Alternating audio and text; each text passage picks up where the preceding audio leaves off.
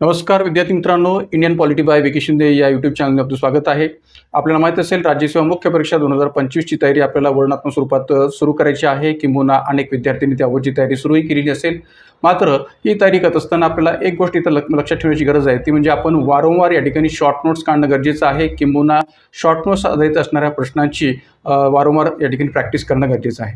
त्यामुळे आजच्या या व्हिडिओच्या माध्यमातून आपण एक सिरीज सुरू करतोय आणि या सिरीजला आपण नाव दिलेलं आहे मॉडेल आन्सर सिरीज. तर मित्रांनो, एक लक्षात घ्या की आपल्या ॲपच्या माध्यमातून मी या ठिकाणी model answer PDF notes batch जी काय ती आगामी कालखंडात सुरू करणार आहे. लवकरच ही आपली बॅच सुरू होणार आहे. पण मी मागच्या एका व्हिडिओमध्ये म्हटल्याप्रमाणे या ठिकाणी या बॅचला अनुसरून जे काही व्हिडिओज आहेत ते आपल्याला यूट्यूबवर पाहायला मिळतील आणि अनेक प्रकारच्या प्रश्नांची चर्चा त्या माध्यमातून आपण घडवून आणणार आहोत. तर मित्रांनो, एक लक्षात घ्या की GS सेकंडशी संबंधित जो काही आपला सिलेबस आहे त्या सिलेबसशी रिलेटेड असणाऱ्या अनेक संकल्पना आहेत. त्या संकल्पनावर आधारित असणाऱ्या नमुना उत्तरांची चर्चा किंवा नमुना प्रश्नावर आधारित असणाऱ्या नमुना उत्तरांची चर्चा आपण या ठिकाणी या सिरीजच्या माध्यमातून वारंवार घडवून आणणार आहोत.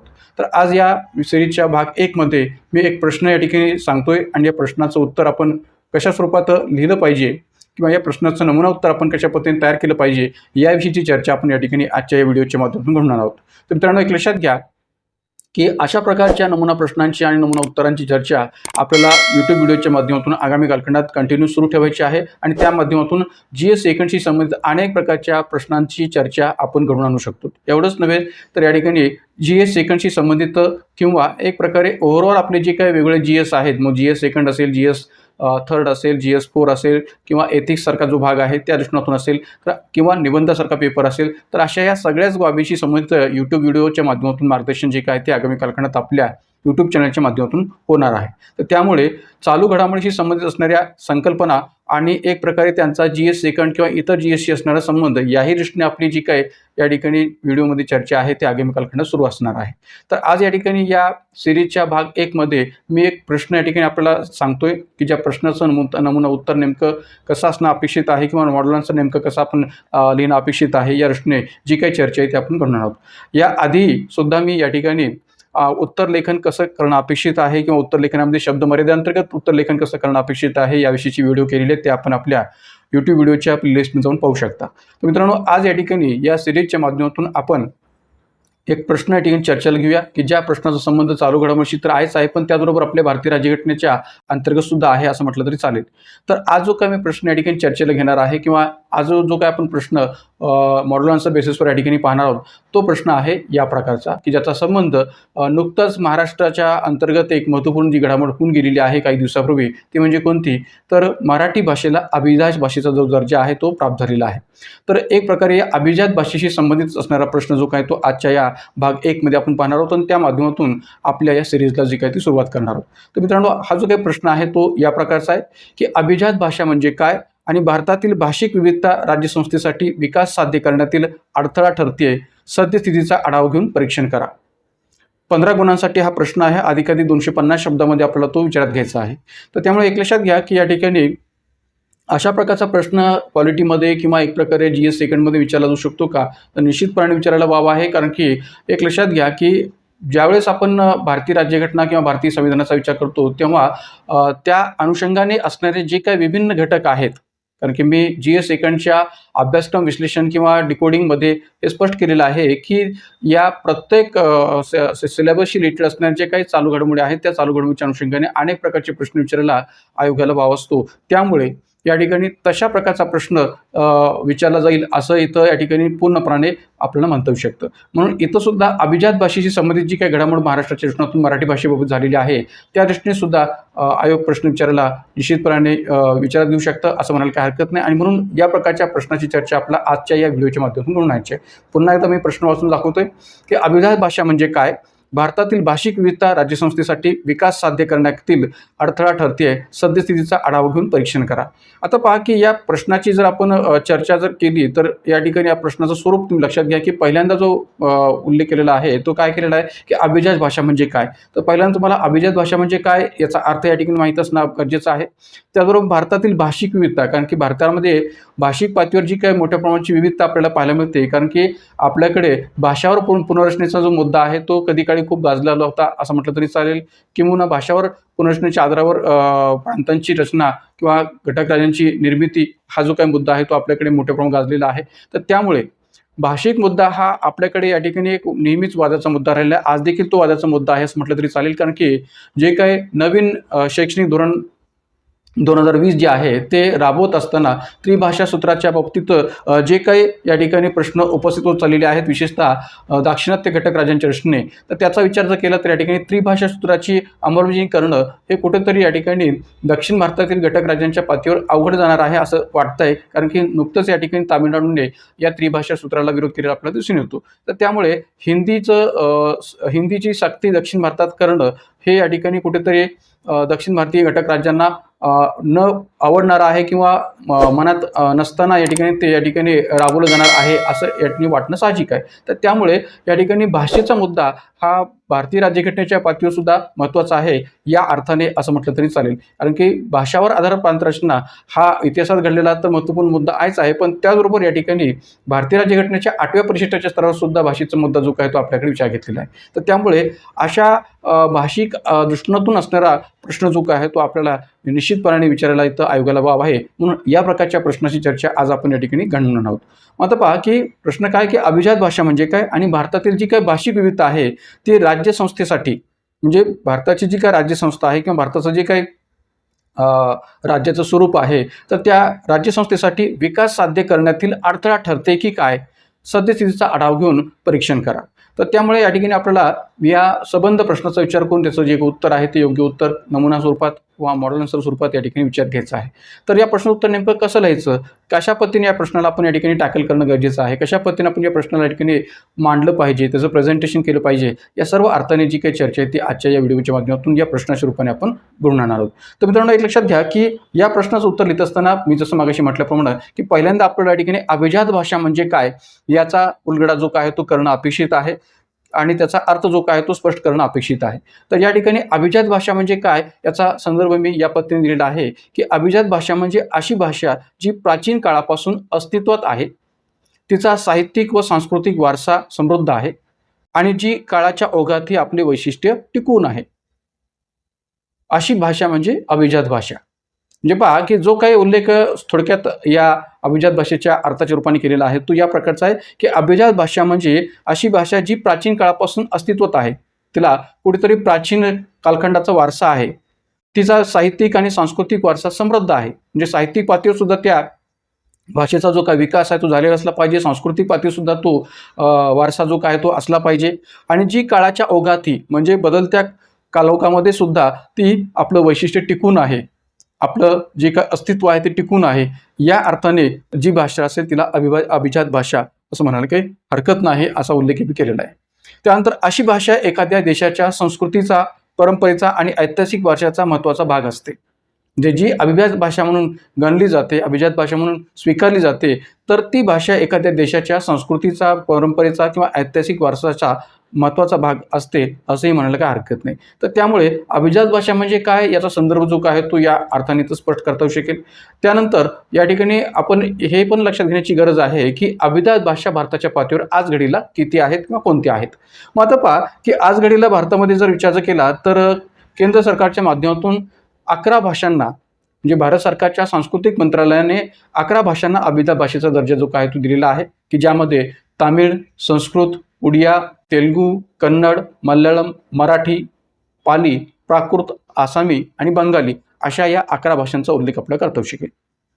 म्हणजे मित्रांनो एक लक्षात घ्या की हा प्रश्न जो काय आहे तो या ऑब्जेक्टिव्ह बेसिसवर सुद्धा तुम्हाला विचारला जाऊ शकतो, गट ब गट क चर्चेने सुद्धा, की अभिजात भाषा दर्जा प्राप्त झालेल्या कोणत्या भाषा आहेत आणि त्याला अनुसरून पर्याय देऊन पर्यायाच्या आधारावर सुद्धा उत्तर तुम्हाला विचारलं जाऊ शकेल. त्यामुळे एकंदरीत भारत सरकारच्या सांस्कृतिक मंत्रालयाने 11 भाषांना अभिजात भाषेचा दर्जा दिला आहे आणि त्यामध्ये तामिळ, संस्कृत, उडिया, तेलुगू, कन्नड, मल्याळम, मराठी, पाली, प्राकृत, आसामी आणि बंगाली या भाषांचा उल्लेख आपल्याला करता येऊ शकेल. त्यामुळे या भाषा कोणत्या आहेत आणि किती आहेत हेही आपण या ठिकाणी वस्तुनिष्ठ स्वरूपात लक्ष ठेवणं गरजेचं आहे.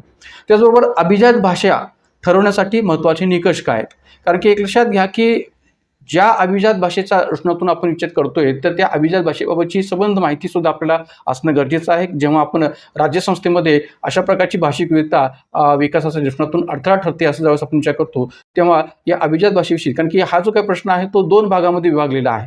एक तर अभिजात भाषा म्हणजे काय या अर्थाने सुद्धा हा प्रश्न आहे, आणि भारतातली भाषिक विविधता हे राज्यसंस्थेसाठी जी काही विकासाची प्रक्रिया आहे त्यामध्ये अडथळा ठरते का, हे सद्यस्थितीचा आढावा घेऊन या ठिकाणी त्याचं परीक्षण करा अशा अर्थाने विचारलेलं आहे. तर त्यामुळे या ठिकाणी आपला अर्धा जो भाग आहे तो अभिजात भाषेच्या दृष्टिकोनातून सांगायचा आहे प्रश्नाच्या पातीवर, आणि दुसरा जो भाग आहे तो या ठिकाणी भाषिक विविधता हे कसा अडथळा ठरते या दृष्टीने सुद्धा या ठिकाणी विचार करायचा आहे. तर त्यामुळे अभिजात भाषेसाठी जे काही ठरवण्यात आलेले महत्त्वाचे निकष आहेत ते कोणते आहेत, तर प्राचीनता, किती भाषा किमान 1500 ते 2000 वर्षापासून अस्तित्वात असावी, समृद्ध साहित्य परंपरा, त्या भाषेचं जे काही साहित्य आहे किंवा जे काही साहित्यिक पातळीचा इतिहास आहे, त्या भाषेची प्राचीन काळापासून उल्लेखण्यात आलेले जे काही साहित्य आहे ते असावं किंवा त्याची साहित्य रचना तशा प्रकारची असली पाहिजे. एवढंच नव्हे तर या ठिकाणी ही निकष स्पष्ट करत असताना हाही उल्लेख केलेला आहे की स्वायत्त अस्तित्व ती कोणत्याही आधुनिक भाषेच्या प्रभावाखाली विकसित झालेली नसावी. संबंधित जी भाषा आहे ती कोणत्याही आधुनिक भाषेच्या प्रभावाखाली विकसित झालेली नसावी, तिचं स्वायत्त अस्तित्व असावं, स्वतंत्र अस्तित्व असावं. वारसा आणि प्रभाव, ती भाषा इतर भाषांच्या निर्मितीस कारणीभूत ठरली पाहिजे. म्हणजे एक प्रकारे संबंधित जी काही अविभाज्य भाषा आहे ती अभिजात भाषा इतर भाषांच्याही निर्मितीस कारणीभूत ठरली पाहिजे असं या ठिकाणी म्हटलं गेलेलं. म्हणजे असे विभिन्न निकष जे आहेत अभिजात भाषा ठरवण्यासंबंधीचे ते इथं स्पष्ट करता येऊ शकतील. तर या निकषांवरून अभिजात भाषा केवळ संवादाचे साधन नसून, म्हणजे केवळ संवादाचं साधन नसून त्या भाषेच्या माध्यमातून संपूर्ण संस्कृती, विचारसरणी आणि जीवनशैली यांचा वारसा जतन केला जातो हेही इथं स्पष्ट झालं पाहिजे. म्हणजे वरील संबंध निकषांचा जर विचार केला तर अभिजात भाषा केवळ संवादाचं साधन आहे का, तर तसं नाही आहे. संवादाच्या साधनाबरोबरच या ठिकाणी त्या भाषेच्या माध्यमातून संपूर्ण संस्कृती, विचारसरणी आणि जीवनशैली यांचाही वारसा राखला गेलेला असला पाहिजे, यांचाही वारसा जतन केलेला असला पाहिजे, हेही या ठिकाणी पाहिलं जातं. त्यामुळे अभिजात भाषा म्हणजे काय आणि अभिजात भाषेचा ठरवण्याचे निकष काय आहेत याचा विचार करूनच या ठिकाणी एक प्रकारे एखाद्या भाषेला अभिजात भाषेचा जो काही दर्जा आहे तो दिला जातो, हे इथं आपल्याला मान्य करायला काही हरकत नाही. मग आता दुसरा जो आपला प्रश्नाचा भाग आहे तो या प्रकारचा आहे की भारताची भाषिक विविधता आणि तिचे प्रशासनावर होणारे परिणाम, राज्यसंस्थेवर होणारे परिणाम. कारण की या ठिकाणी ही जी काही भाषिक विविधता आहे ती भारताच्या एकंदरीत राज्यसंस्थेच्या दृष्टीने कशी अडथळा ठरते आहे याचा विचार आपल्याला इथं करायचा असल्यामुळे या ठिकाणी भारताची भाषिक विविधता आणि तिचे प्रशासनावर होणारे परिणाम या दृष्टीने सुद्धा आपला विचार करणं गरजेचं आहे या प्रश्नाच्या दुसऱ्या भागाचा विचार करता. तर भारत हा भाषिकदृष्ट्या अत्यंत समृद्ध देश आहे, कारण की भारतामध्ये प्रांतानुसार वेगवेगळ्या भाषा आहेत, किंवा प्रदेशानुसार सुद्धा वेगवेगळ्या भाषा आहेत.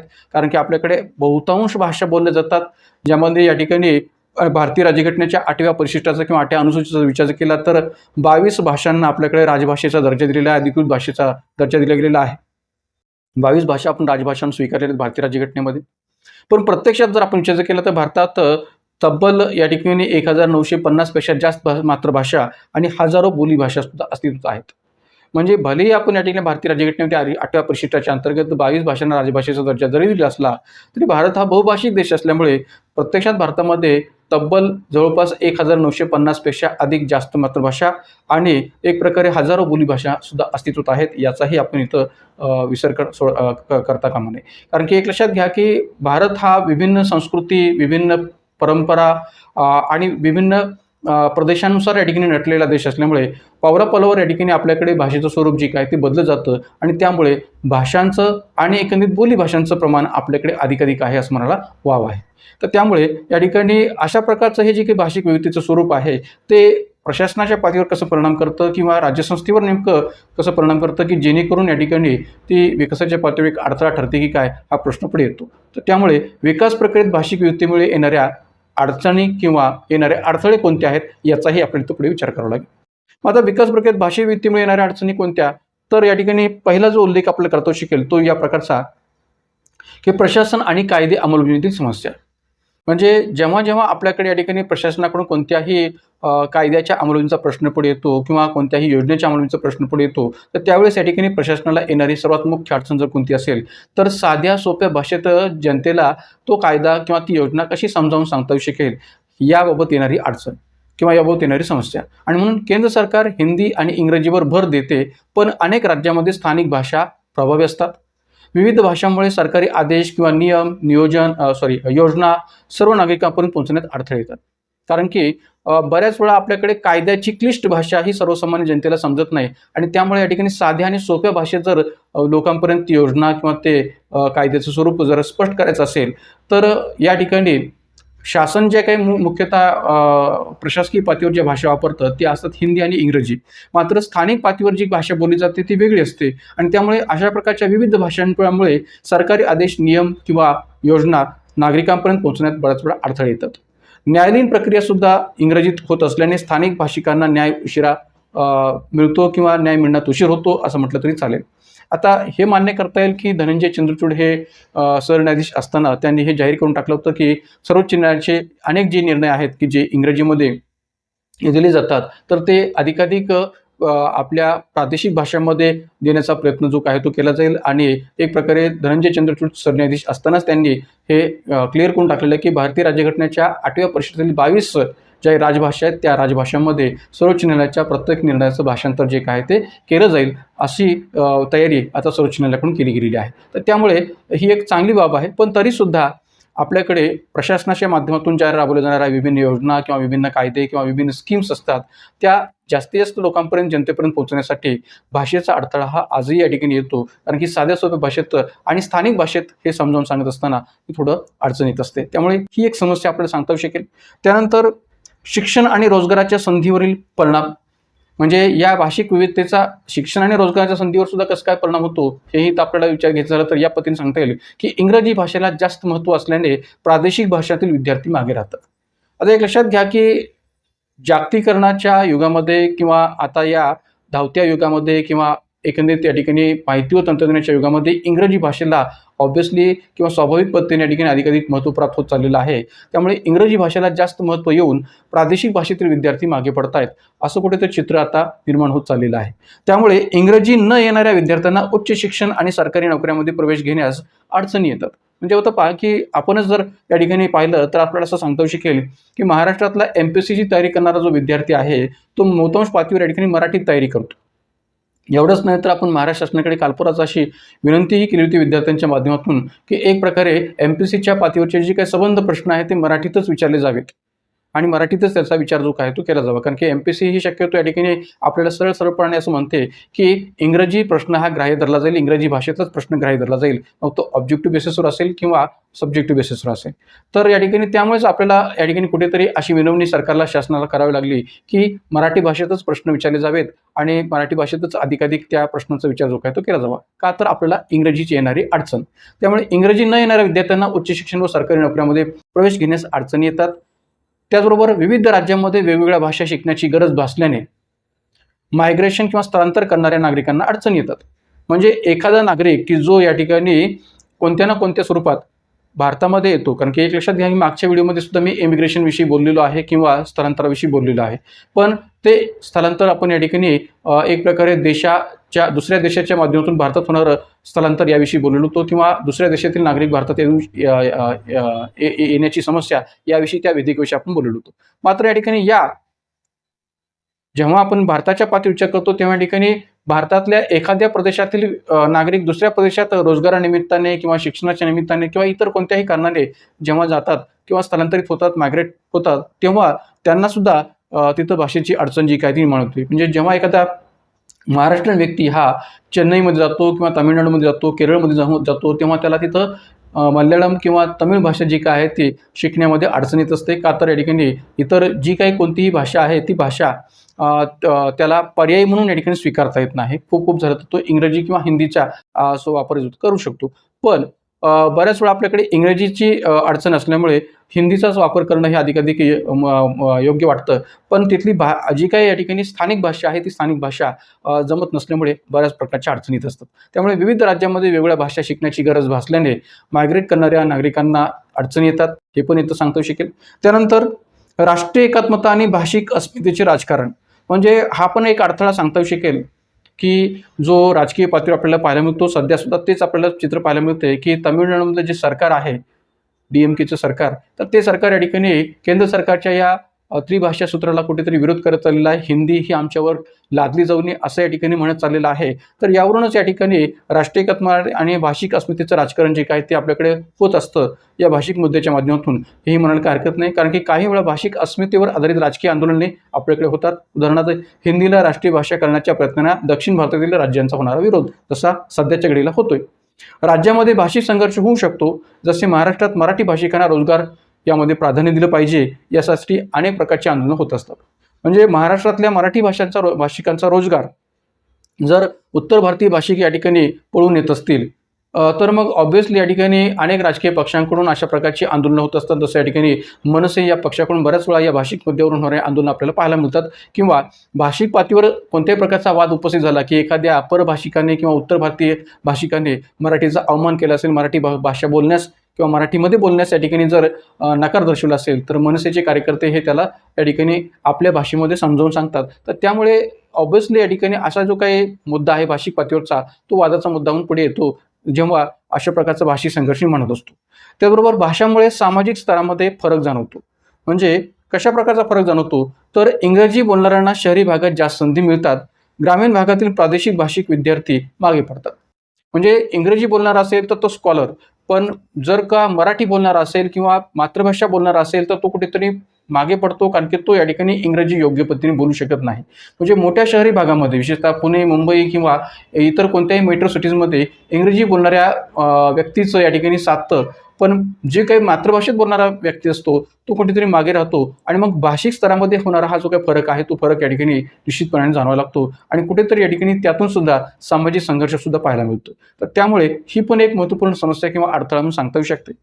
तर अशा या वेगवेगळ्या अडथळ्याचा विचार जो काय आहे तो या भाषिक विविधतेच्या पातळीवर राज्यसंस्थेच्या रचनातून विकासाच्या प्रक्रियेमध्ये आपल्याला पाहायला मिळतो. पण जरी अशा प्रकारची या ठिकाणी अडथळे किंवा अडचणी असल्या तरी त्या अडथळ्यांना किंवा अडचणींना दूर करण्याकरिता आपल्याकडे उपाययोजना सुद्धा करणं अपेक्षित आहे. तरच आपण या ठिकाणी राज्यसंस्थेच्या पातळीचा जो काही विकासाची प्रक्रिया आहे त्यामध्ये योग्य प्रकारचे योगदान देऊ शकतो.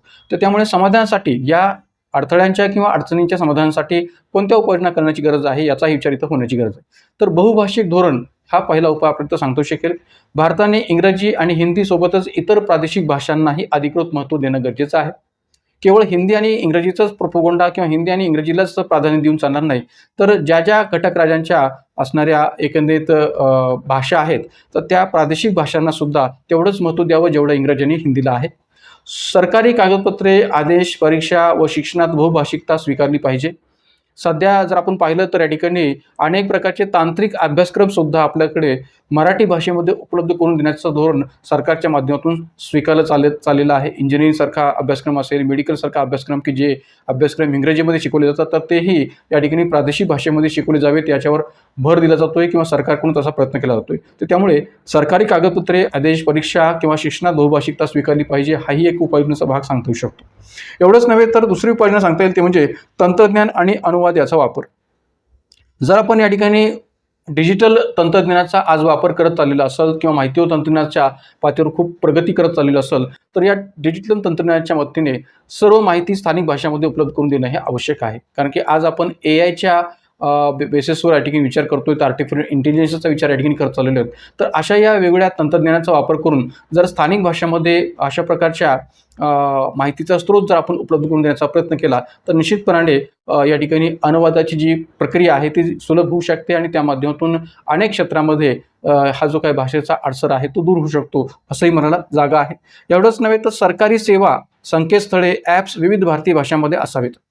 म्हणजे ज्या ज्या काही वेगवेगळ्या प्रकारच्या सरकारच्या माध्यमातून मग ते केंद्र सरकारकडून मिळणाऱ्या सेवा असोत किंवा राज्य सरकारच्या माध्यमातून मिळणाऱ्या सेवा असोत, वेगवेगळ्या प्रकारची सरकारची विभिन्न वेब पोर्टल्स असोत, संकेतस्थळे असोत किंवा वेगवेगळ्या प्रकारचे ॲप्स असोत, हे विविध भारतीय भाषांमध्ये असावेत की जेणेकरून सर्वसामान्य नागरिकाला सुद्धा या सरकारी सेवांचं किंवा सरकारी पातळीवरच्या संकेतस्थळांची माहिती ही सहज पद्धतीने लोकांना समजेल किंवा ती आपल्या भाषेमध्ये वाचता येऊ शकेल.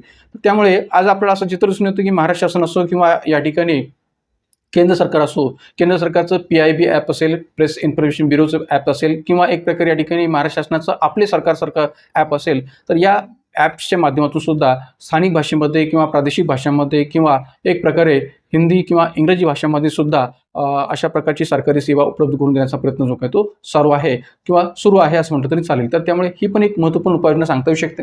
त्याचबरोबर शिक्षण क्षेत्रात सुधारणा. आता शिक्षण क्षेत्रात सुधारणा नेमकी कोणती? तर प्राथमिक शिक्षण मातृभाषेतून दिल्यास विद्यार्थी अधिकाधिक आत्मविश्वासाने शिकू शकतात याच्यावरही भर दिला पाहिजे. कारण की एक लक्षात घ्या की आज घडीला आपल्याला असं दिसून येतं की बहुतांश पालक हे इंग्रजी माध्यमांच्या शाळांमध्येच या ठिकाणी आपल्या पाल्याला शिकवण्यावर भर देतात.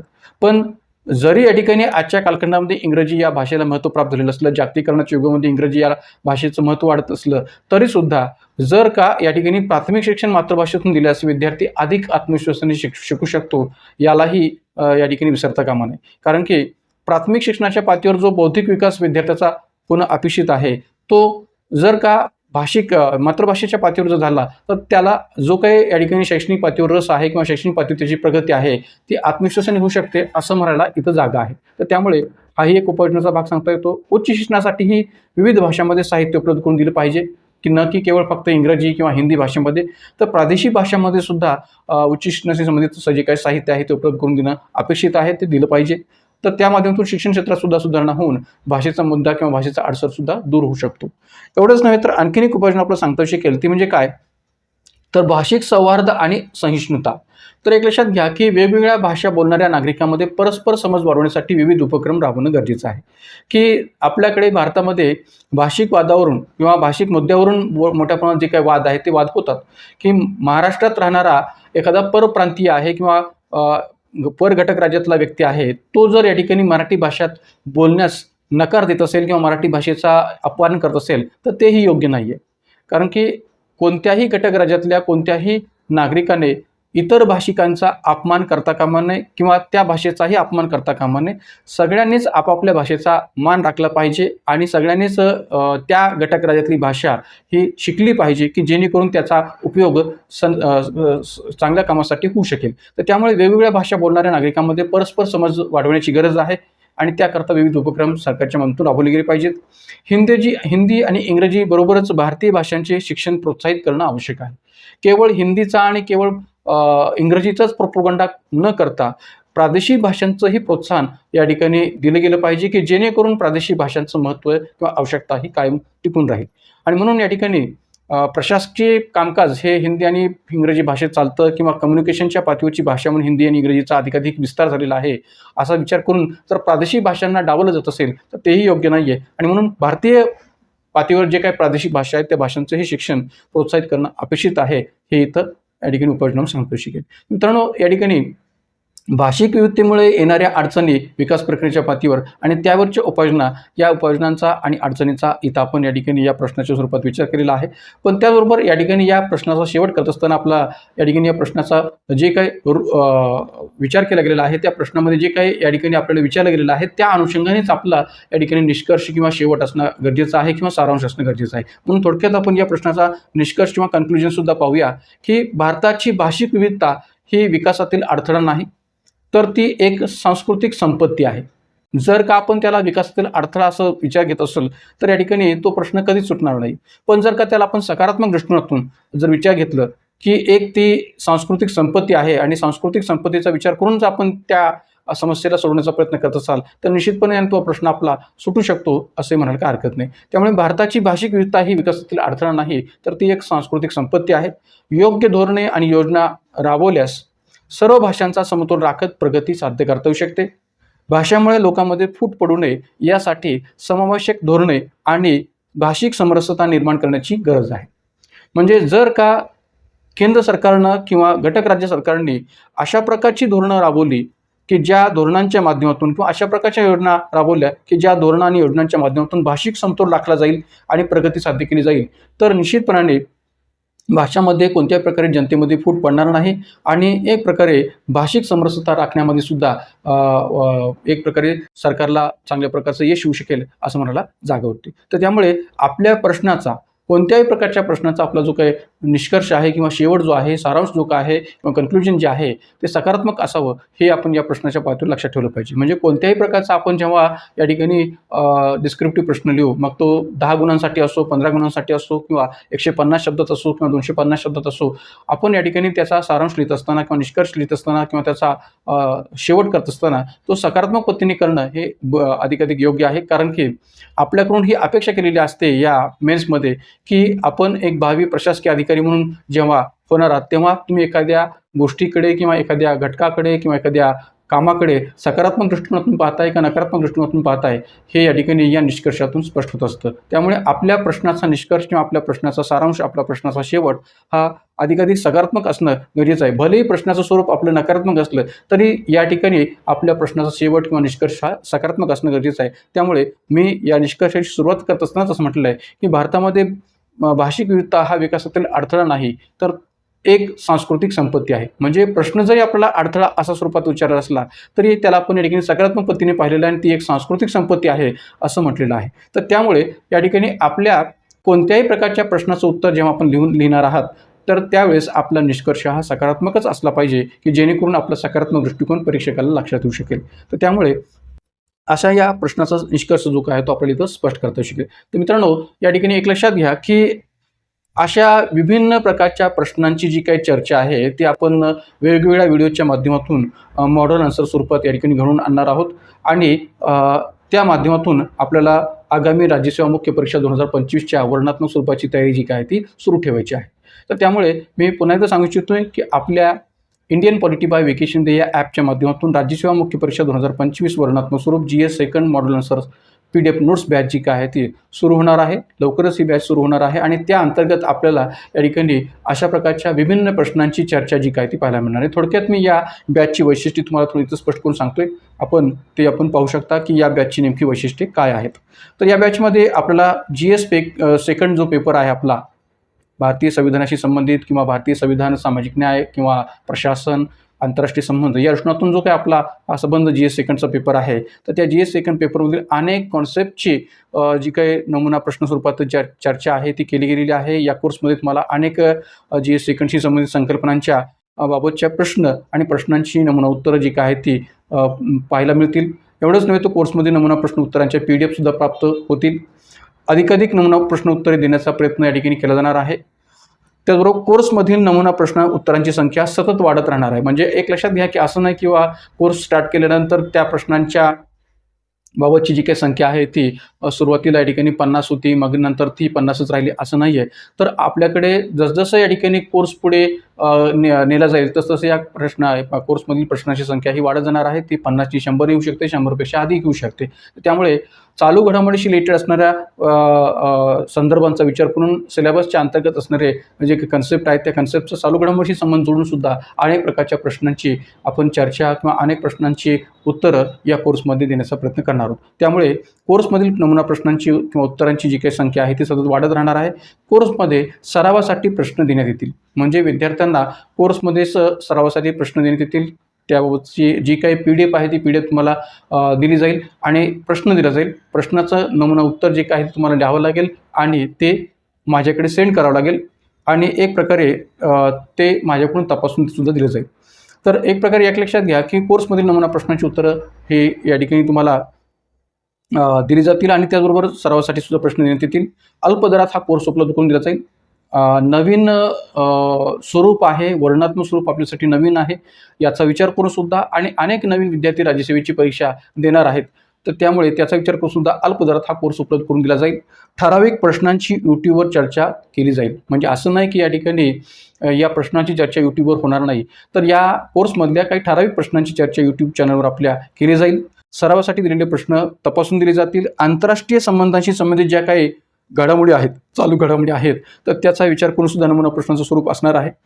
म्हणजे आंतरराष्ट्रीय संबंधाचा हा विषयच असा आहे की त्याचा संबंध आपल्याकडे चालू घडामोडीशी जोडणं अपेक्षित आहे. म्हणजे आता पहा, की जेव्हापासून अमेरिकेमध्ये राष्ट्राध्यक्ष ट्रम्प हे सत्तेवर आले तेव्हापासून त्यांनी अनेक धाडसी निर्णय घ्यायला सुरुवात केलेली आहे. मग ते या ठिकाणी आयात शुल्क धोरणाच्या दृष्टीतून असणारं निर्णय असेल किंवा WTO सारख्या संघटनेच्या पातळीवरच्या किंवा WHO सारख्या संघटनेच्या पातळीवर असेल, IMF असेल, वर्ल्ड बँक असेल, अशा वेगवेगळ्या संघटना आहेत की ज्या संघटनांच्या पातळीवरची त्यांची माघार असेल. तर अशा या वेगवेगळ्या प्रकारच्या घडामोडी ज्या काही ट्रम्पच्या प्रशासनाच्या निर्णयाच्या पातळीवर झालेल्या आहेत, तर त्याचा विचार करून सुद्धा आपल्याला किंवा युक्रेन रशिया युद्ध असेल, अशा ज्या काही संबंध चालू घडामोडी आहेत आंतरराष्ट्रीय संबंधांच्या पातळीवरच्या, तर त्याला अनुसरून सुद्धा या ठिकाणी विभिन्न प्रकारच्या प्रश्नांची चर्चा आपण YouTube व्हिडिओच्या माध्यमातून घडवणार आहोत. पण त्याचबरोबर या ठिकाणी त्याच्यावरचे प्रश्नसुद्धा तुम्हाला या कोर्समध्ये अवेलेबल होतील हे मी तर सांगू इच्छितोय. आणि एवढंच नव्हे तर केवळ आंतरराष्ट्रीय संबंधांच्याच चालू घडामोडींचा विचार या प्रश्नामध्ये होणार आहे अशातला भाग नाही, तर इतरही जे काही देशपातळीवर चालणाऱ्या चालू घडामोडी आहेत